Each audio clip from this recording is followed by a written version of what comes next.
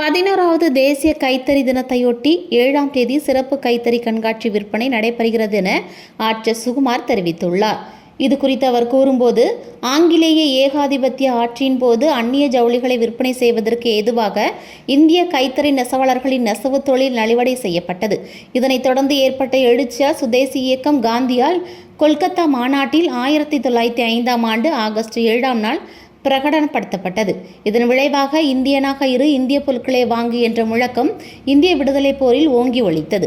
சுதேசி இயக்கத்தை நினைவு கூறும் பொருட்டு கைத்தறி தொழிலின் முக்கியத்துவம் மற்றும் நாட்டின் சமூக பொருளாதார வளர்ச்சிக்கு அதன் பங்களிப்பு குறித்து விழிப்புணர்வு ஏற்படுத்தவும், கைத்தறி தொழிலை மேம்படுத்தி கைத்தறி நெசவாளர்களின் வருவாயை உயர்த்தும் வகையில் ஒவ்வொரு ஆண்டும் ஆகஸ்ட் 7ஆம் நாள் இந்திய தேசம் முழுவதும் தேசிய கைத்தறி தினமாக கொண்டாடப்பட்டு வருகின்றது.